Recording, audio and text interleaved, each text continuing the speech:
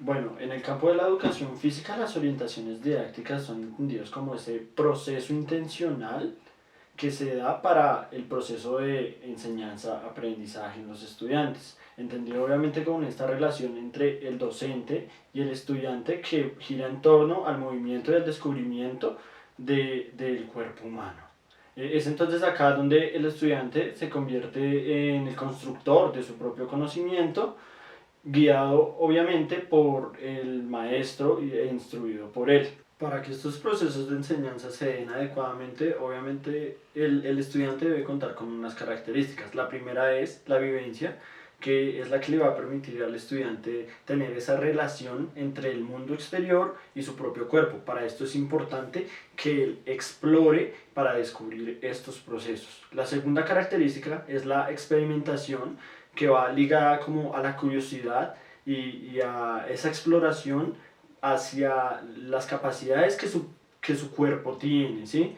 Lo que nos lleva a la tercera característica, que es la fundamentación, que lo que busca es convertir estas capacidades en habilidades y destrezas para que el estudiante pueda desarrollar ciertas tareas. Luego tenemos la aplicación, que utiliza la fundamentación y utiliza la experimentación para realizar unos procesos específicos, como podría ser, por ejemplo, el desempeño de una técnica de algún deporte. Por último está la producción, que es donde el estudiante lo que busca hacer con todas estas características de las que hemos hablado es generar nuevas experiencias, nuevas vivencias que le permitan a él generar nuevos procesos de aprendizaje.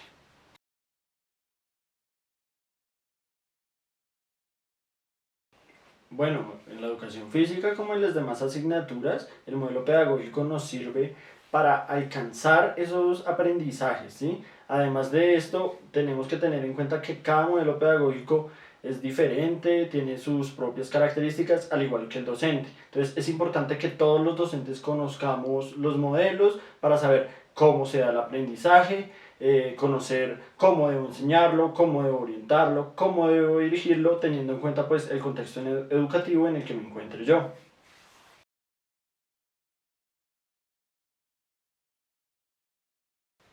Yo lo que puedo decir es que un modelo pedagógico, como lo dije antes, lo que busca es alcanzar el aprendizaje que se da dentro del aula. Esto obviamente tiene que abarcar ya lo que es como tal el contenido, ¿sí? Por otro lado, en el modelo didáctico no solo se abarca el contenido, sino que también tenemos que entrar a ver la relación entre el docente y el estudiante, el contexto en que nos encontramos, tanto familiar, pedagógico, social y demás. Y esto lo que nos hace es guiarnos a un tipo de preguntas que nos dicen es cómo hacer posible este aprendizaje, cómo hacerlo eficaz y cómo hacerlo significativo. Esas serían como las principales características que yo podría dar del modelo didáctico.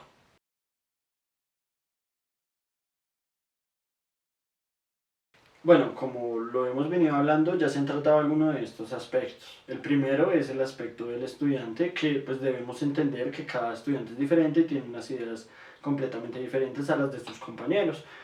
Por otra parte, como ya lo dije, el estudiante se convierte en el constructor de su propio aprendizaje. Luego tenemos el docente, que ayuda a este estudiante en su proceso, lo guía, lo orienta, y además de esto también es importante que cumpla con unos caracteres de observación para que lo conozca.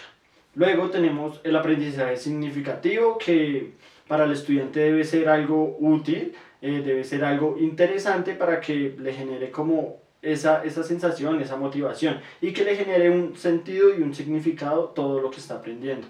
Entonces entramos a trabajar otros aspectos, como es el de la motivación, las relaciones que puede manejar y los recursos. Es importante que nosotros como docentes sepamos manejar todos estos aspectos para poderlos llevar hacia el aula de clase.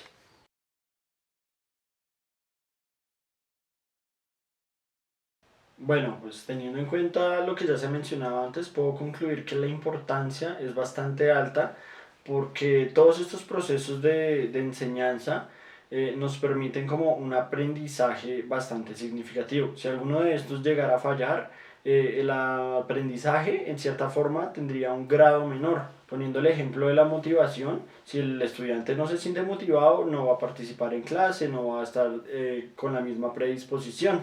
¿Sí? En este orden de ideas también podríamos hablar del docente y su relación con el estudiante. Ellos, si llegan a fallar, pasaría lo mismo. No tendrían esa misma predisposición frente a la clase porque están en un ambiente que no es para ellos. Entonces, básicamente, la importancia es bastante alta.